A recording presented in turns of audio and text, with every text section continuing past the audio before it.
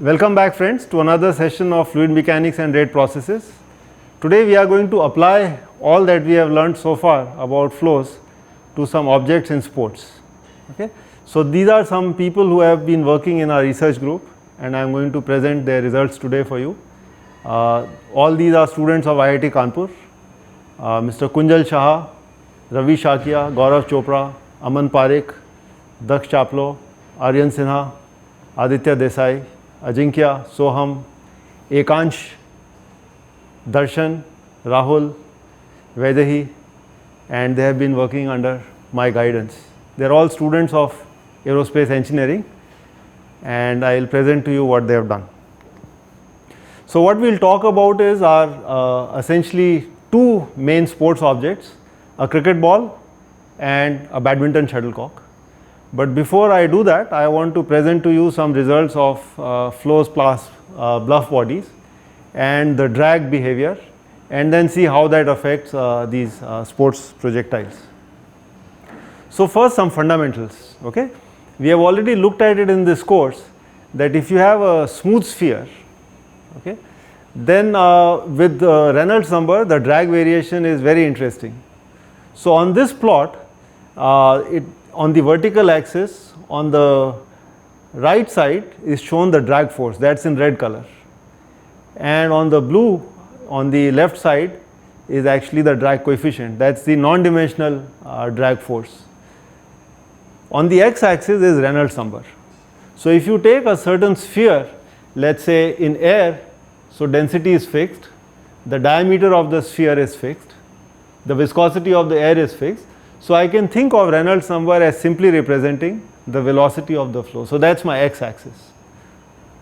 On the y axis, as I said, the drag coefficient, that is the drag force non-dimensionalized with the dynamic pressure, half rho, v square is the square of the speed of the ball, and a of course is the frontal projected area, which is a circle in this case. Alright, so if you look at the red curve, which is the drag force, then it actually increases parabolically, right, as v square as expected. And then at some point after it achieves a maximum value, the boundary layer becomes turbulent and there is a massive reduction in the drag, so it suddenly comes down. And then there are some intricacies in this, how it comes down. I will not go into too many details, but the fact is it settles to a fairly low value and then it starts increasing again. So based on that we define certain flow regimes. So subcritical is before the boundary layer becomes turbulent, okay, and then supercritical is after it is completely turbulent and the drag has again started to increase.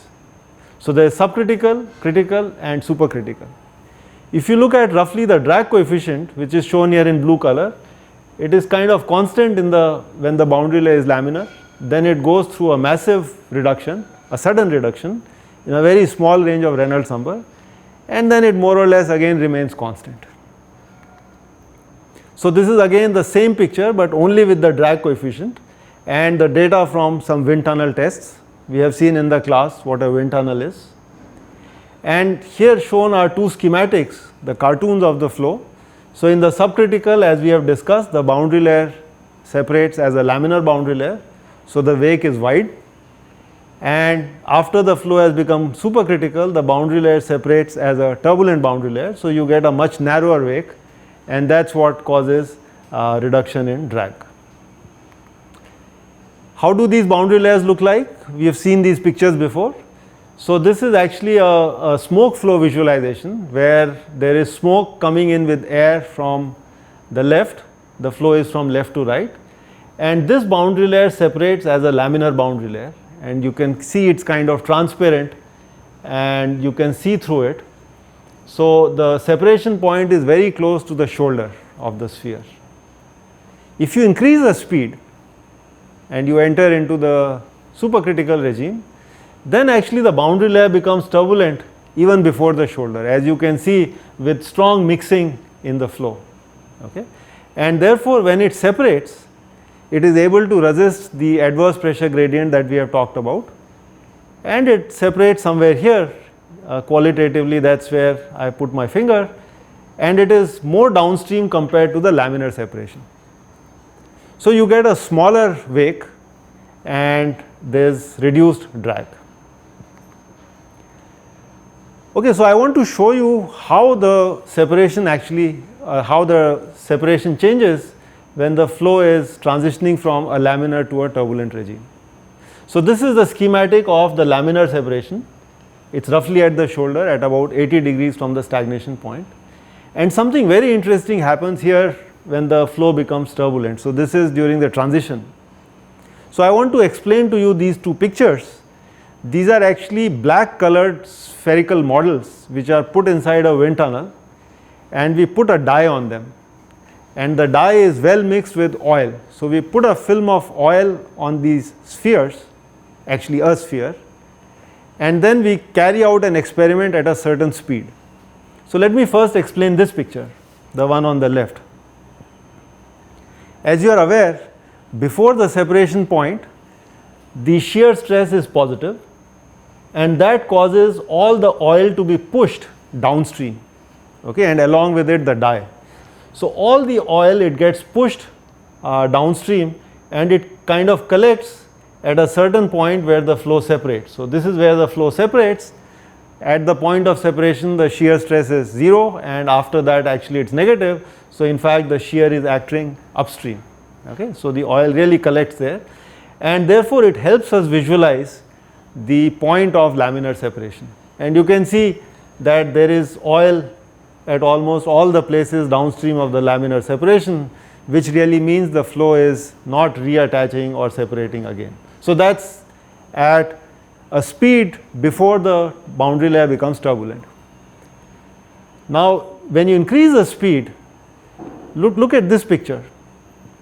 So at a relatively higher speed, the separation point, the laminar separation points a little bit, moves a little bit downstream. This is 105 degrees. And after the flow separates, it then becomes turbulent. So it has separated as a laminar boundary layer. The boundary layer becomes turbulent, and then it reattaches. So this point here, TR, refers to the turbulent reattachment point. So it's the flow stays attached, and then it separates as a turbulent boundary layer. And in fact you can see in this oil flow visualization wherein all the oil has been pushed here along with the dye. So that's your laminar separation, and then it reattaches at this green line. So therefore you see again, because the shear stress is now going to be positive, the flow has reattached. So again the fluid is pushed downstream till it separates again. So you can very clearly see this beast called the laminar separation bubble. So in fact you cannot see it in air, but if you visualize it, what is happening is there is a thin boundary layer on the surface of the sphere, there is a laminar separation, and then it reattaches because by this time it has become turbulent. It stays attached for a while and then again separates as a turbulent boundary layer. Okay, so this is for a smooth sphere. Now it is very interesting to see what would happen if you have some roughness. Okay, now it is going to affect the transition, and we will see in a while how things change, for example in the case of a cricket ball. So I hope you have understood the phenomenology for just a smooth sphere. Now we come to certain sports artifacts. So I want to show you example of at least 3 objects. Okay, the first one is a cricket ball. The second one is a baseball, which is actually used in the Americas and Canada. It's also getting popular now in Japan. And then the third one is a golf ball. So I have here with me an artifact which is a cricket ball, and they come in various kinds. Okay, there are of different brands. You know, the Indian is the SG brand, then you have the Kookaburra, and all their constructions are also different. For example, in the SG cricket ball, you are going to have almost a spherical ball with the leather on the outside, but it's made in 4 parts, 4 quarters. Okay, so the main seam is called the primary seam. So that's what you see here, the primary seam. But then there are 2 other quarters which are stitched by secondary seam. So that's what you see here, and they are placed such that they are orthogonal to each other. So this is one secondary seam, and then this one is another secondary seam. Okay, they both play a role in increasing the roughness on the cricket ball, but for the purpose of this talk we will ignore the secondary seam and work primarily on the primarily about the primary seam. The diameter of this ball is roughly 70 mm, actually 72 mm to be precise. The mass is about 150 grams and the typical Reynolds number range is about 1 into 10 to the 5th. Okay? And this is again based on the diameter of the cricket ball, the density of the air, the viscosity of the air and the speed at which the ball is delivered. Look at the baseball. The baseball has a slightly different construction. It is a little bit less spherical and it has one single seam, but it has a figure of something like an 8. Okay, so that's what is shown here. But look at the diameter, very similar, about 72 mm. The mass is about 150 kilograms and same as a cricket ball. And the Reynolds number is a little bit higher because in cricket you have to do an overarm bowling, but in baseball you can actually do an underarm throw, so that goes much faster. And I will explain you a little bit what happens here. Next we come to the golf ball. A golf ball is much smaller. It is only about you see 40 mm diameter and they come in various sizes. In fact, you can pick your own golf ball for any tournament. You have a wide range of them available. The mass is much smaller as shown here and yet the Reynolds number is about 2 into 10 to the 5th. You can see even though the diameter is much smaller, but the operating Reynolds number of a golf ball is much higher because the speeds are much higher. And the ball is rough, it has dimples on it and the idea is that it should become turbulent early, okay, and it can go farther. Now I would go back to some of the pictures I showed you earlier, but keep in mind these Reynolds numbers, 1 into 10 to the 5th, 1.5 into 10 to the 5th. And if I take you back to this picture about a smooth sphere, notice that a smooth sphere has a boundary layer that becomes turbulent at roughly 3.5 into 10 to the 5th. Okay, so we are operating somewhere below 2 into 10 to the 5th and that is where the effect of surface roughness and seam will be important in making early transition of the boundary layer. Okay, so the first thing that we did in our study is we looked at various sports artifacts. Okay, so what is shown here is a baseball, a tennis ball, a golf ball, this is a hockey ball, that's a cricket ball, SG test. Then there is a football, a soccer ball by Adidas, then there is a volleyball and then of course the badminton shuttlecocks. Okay. All the equipment shown here is of Olympic quality. Okay, so they are used in world class championships because we wanted to test them and put them on one single graph.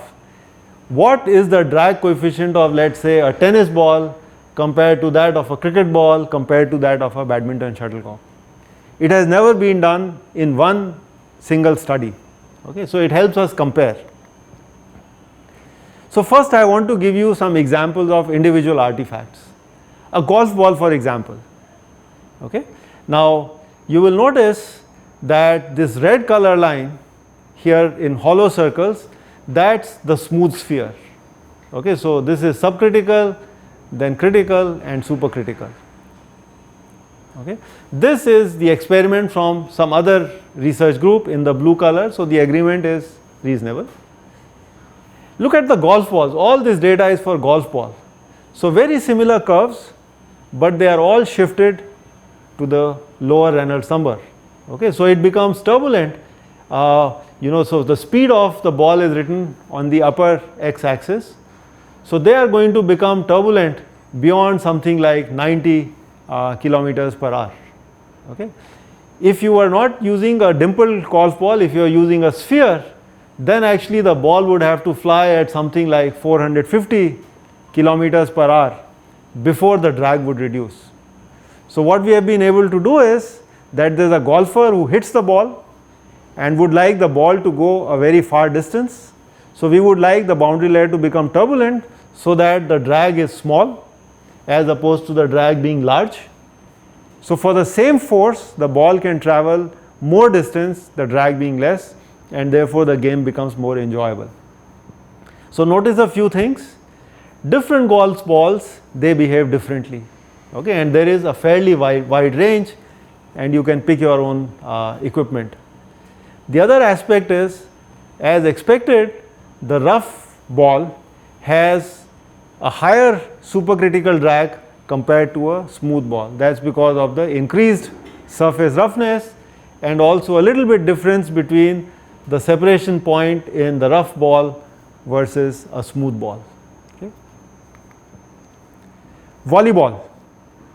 Again, the red data here is for a smooth sphere, and shown here are the data that we obtained from measurements on two different volleyballs. So the red one is a Costco, the blue one is a Costco, the solid squares, and the Mikasa, which is the official very expensive volleyball, that's in the red circles. And you see they have very similar performance. So if you are practicing and you want to save money, perhaps this study tells you that you are okay in using a Costco ball also. It has the same flow properties as the more expensive one. But again, you can see, same as we saw in a golf ball, the critical Reynolds number has shifted to a lower value and the supercritical drag as expected is higher. Alright, this is a comparative of all the different equipments that you can see compared on one single chart. So this is the Reynolds number, and these are different sports artifacts, their drag coefficient. We start with first the smooth sphere in the green triangles. So that becomes turbulent, the boundary layer becomes turbulent a little bit after 3 into 10 to the 5th. If you look at a cricket ball, which is shown here in these golden color horizontal triangles, then that's what you see here. It becomes so the final drag is actually much higher than you would see for a sphere, but you can see some transition happening at a fairly low Reynolds number. This is your feather shuttlecock, okay, the solid lines, and the hollow circle is actually a synthetic shuttlecock, and we'll see later part in this talk that as the velocity increases, this shuttlecock actually gets compressed, it changes shape, and that leads to a massive reduction in drag. Notice, of all the artifacts, the badminton shuttlecock has the maximum drag coefficient. What that means is that if I am a player and I am doing a workout, I actually have to apply enormous force, okay, on the shuttlecock to make it travel at that certain speed because the drag is very high. So you get a very nice workout, and so on and so forth. It would be interesting to compare when do these different objects, they go through a critical transition. So you see here, this is the Reynolds number at which these objects, they become, the boundary layer becomes turbulent, and it varies very significantly. For example, a hockey ball would become, the boundary layer would become turbulent at about 84 kilometers per hour. Whereas a cricket ball new, you would see by this definition of drag being the largest at what speed, that happens at about 140 kilometers per hour. The smooth sphere is going to become turbulent at about 163 kilometers per hour, and so on and so forth. The most interesting case is of a tennis ball. Okay? In fact, maybe I should go back to this picture I forgot to mention. The tennis ball also has a very large drag, and one could ask, is the boundary layer turbulent on a tennis ball? And the answer is yes. And despite it being turbulent, it has a very large drag compared to what a smooth sphere has. And people have shown in earlier studies that's actually because of the fluff. Okay, so the fluff of the felt of the tennis ball, it traps air and it actually increases the drag quite a bit, even though the flow is supercritical.